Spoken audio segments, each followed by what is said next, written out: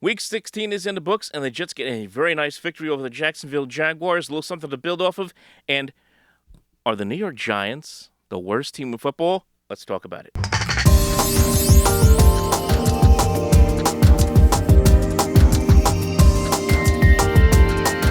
And welcome back here, folks. Again, Michael Cohen here with you, Sports Talk Nation. A lot to discuss here as Week 16 comes to a conclusion. Jets getting a win over the Jacksonville Jaguars by a score of 26-21. Obviously, these are two teams that are going nowhere. The Jaguars at 2-13, Jets at 3-11, coming in now at 4-11. What you have to take from a game like this is, and I know there are a lot of fans that say, hey, if the Jets lose the game, it's not a bad thing. You're betting on draft position. You're thinking, hey, maybe we can get a higher pick in the draft. Here's the bottom line. I hate relying on the idea of draft position for that matter. I can't stand it. I couldn't stand it last year when the Jets were supposedly tanking at the end of the season, and I don't like it even now. Go out there and win football games, and go out there and try to develop players. Go out there and try to build something towards the next season. And yes, this was two bad football teams, obviously, but you got the sense from this kind of game that the Jets, they have something going here as far as players that they're starting to really start to show something. Of course, one guy that in particular, I'll get to Braxton Berrios in a minute, but Michael Carter, the running back for the Jets, 118 yards rushing for the Jets in this game.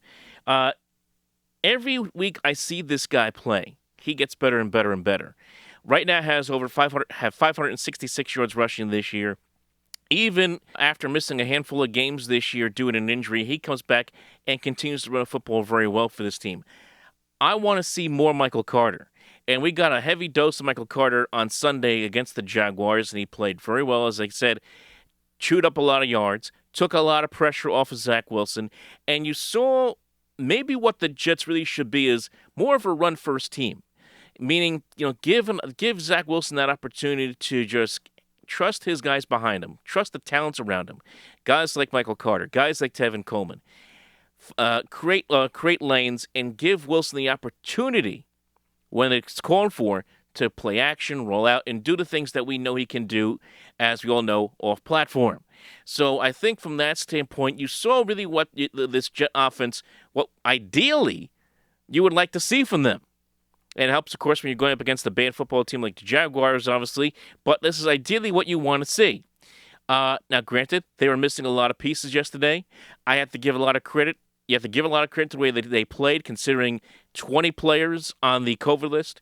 Robert Saleh, the head coach, on the COVID list, did not coach the game on Sunday, obviously, with Ron Middleton being the head coach. Shout out to Ron Middleton for, for coaching this Jets team through all the difficulties of that COVID situation. He did a nice job. They played a solid game. Wasn't perfect. There were a lot of mistakes. I didn't like the two times they decided to go for it on fourth down when they could have settled for field goals. The 4th and 2 at the 2-yard line. Just get the field goal there at the half. Don't try to get fancy. As Wilson was rushed out of the pocket, hurried the throw into the end zone to Denzel Mims, was incompletion. I didn't like that play call. I thought, just kick the field goal there. And then in the third quarter, when I think it was a 4th and 5, and the Jets decided to get cute and go with the fake field goal, made no sense to me there at that point when you're up 16-12. Again, just get the points. Tack on the points against a team like the Jaguars and don't fool around. And it created a dicey situation late in the game with Trevor Lawrence bringing the Jaguars back downfield at the end of the football game, and they almost had a chance to win the game. A nice blitz on Lawrence there on 4th down, forcing the incompletion to win the ball game. So it certainly was a messy ball game on both sides for both teams, but you have to feel good for the Jets because it is something they can build off of. There was you got something out of it. I think that's really what you take it from the Jets standpoint. You got something out of it. Braxton Berrios, of course, 103-yard kick return. Here's another player, much like Michael Carter, who has been in many ways a stand-up performer in many ways this year. Led the team in receiving yesterday. Here's a team that has had a lot of injuries to its receiving core. No Elijah Moore, who's hurt. No Corey Davis, who's out. Jamison Crowder is out. So it's up to a guy like Braxton Berrios, who had 5 catches for 37 yards. He did a nice job moving the chains when called upon. He's a very good player on special teams. He remember, I think it was a couple weeks ago. I think it was against the Dolphins. He almost broke one against them. This time he breaks it against the Jaguars, 103 yards for the kick return for the touchdown. He is going to be a free agent at the end of this season. I think if Joe Douglas has to find a way to get that guy signed. You cannot let him walk. I noticed a lot of talk saying, "Hey, maybe he should go, play for the Dolphins, or for, maybe the Patriots will swoop in and take him in the offseason." If you're the Jets, you cannot let that happen. This is a guy who can do a lot of different things, both offensively and on special teams. He's a valuable player, kind of like a jackknife kind of player, almost like a Wes Welker, Wayne Corbett type. You got to find a way to keep that kind of player in tow. Another thing that stood out for me was obviously the play of Zach Wilson. A couple weeks ago, I was on here and I said, should the Jets be concerned? Should Jet fans be concerned just based on everything that we had seen in the first handful of games since his return from an injury? Should Jet fans be concerned? And we heard all the media pundits saying, should Jet fans be concerned what's going on here about Zach Wilson's development? And you're seeing some progress. It's not, leaps and bounds, to the point where you're saying, oh my goodness, this is it. This guy's definitely going to be the franchise quarterback. But it's good enough. And being able to scramble out of a sack, running down the sideline, obviously, with a 52-yard touchdown, heads-up play, smart play, knowing that he was going to get tackled at that point when he was thinking about going out of bounds, then having the wherewithal to stay in bounds, did Wilson, and go for the touchdown.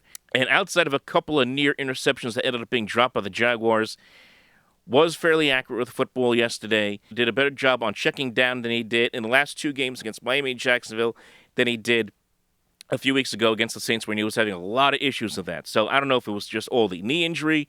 I don't know if it's just he's putting a little too much pressure on himself. There's still a lot of holes in his game, and I think there's a lot of room for improvement from him. You would like to see him relax a little bit more in the pocket. Obviously, having a patchwork offensive line doesn't help. I understand that. But you'd like to see him relax a little bit more in the pocket. You'd like to see him move around a little bit more and use the weapons that he has at his disposal a little bit better. Obviously, if he has a healthier team around him, that certainly will make a difference. But he has a lot of work to do between now and next season, as far as I'm concerned, to really show the fan base, to show the media here in New York City, in the New York tri-state area, that is, question whether he is the guy moving forward, that he can be that guy. So he's going to have to take, I think, a big leap towards next season. But it was a fairly nice performance. It was conservative. It was mistake-free. And that's really the best thing you can say about that from his standpoint. And that's it. That's really all you can say from this Jet game. There really wasn't a lot to glean from it other than it was nice to see them go out there, get a win. And it's probably going to be their last win of the year. They got Tampa Bay. They got Buffalo in the next 2 weeks. The Bucs are playing for home field advantage. They still got a chance at that, depending on how things shake out with Dallas and with Green Bay and the Rams. So they still got something to play for there. They're going to go all out next week against the Jets, you know that. And, of course, Tom Brady hates losing to the Jets, as we all know. And then they finish the season against Buffalo, and Buffalo hasn't clinched anything yet. They're in first place. I mean, I guess technically they could clinch the division next week if they win next week and the Patriots lose. We'll see what happens at that point. I think most likely Buffalo's going to play to win that football game, knowing that game would be where they can clinch the division outright against the Jets in Week 18. So chances are this game against the Jaguars was the Jets' best shot, the last best shot, and it was possibly their last win of the season. But what you'll have to like from this team is that they have shown, especially over the last couple weeks against Miami and Jacksonville, they've shown you a little bit of fight, something that they didn't show in that Saints game a few weeks back before that. They've shown you some fight. The defense has played a little bit better. Not great, but it's a little bit better.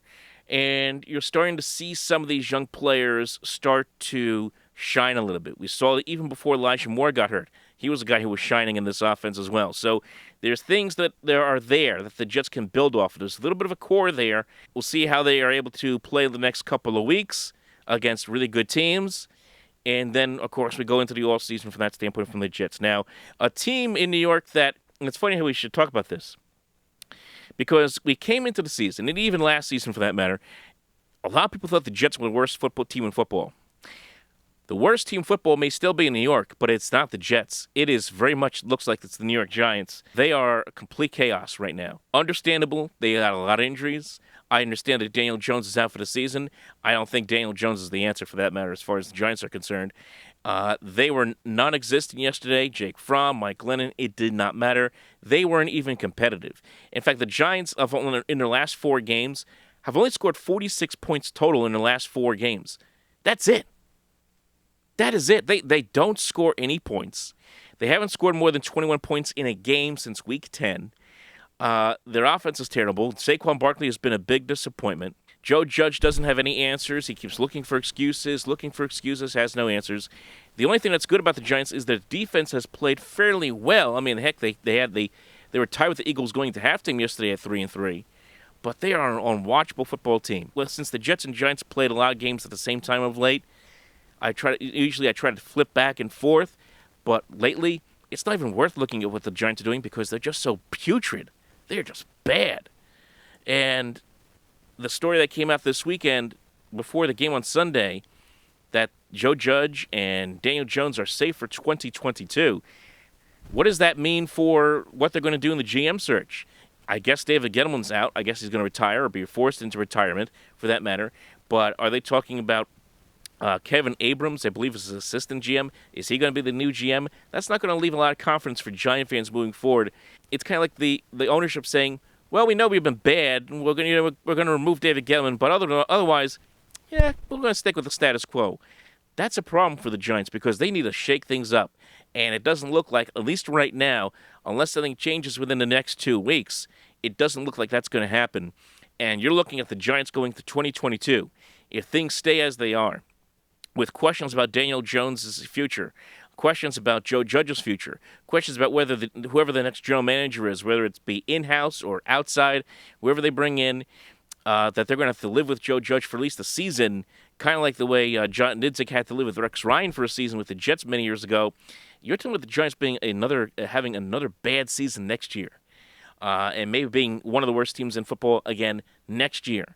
So, while yes, the Jets and Giants are both 4-11, it is interesting that they're both 4-11, but the Jets' trajectory is going up.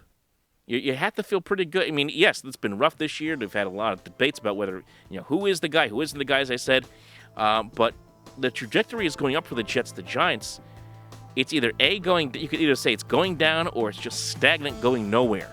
And that's where they are right now. So leave your thoughts below, folks. What do you think about the Jets' win against the Jacksonville Jaguars? Leave your thoughts below. What do you think about the Giants?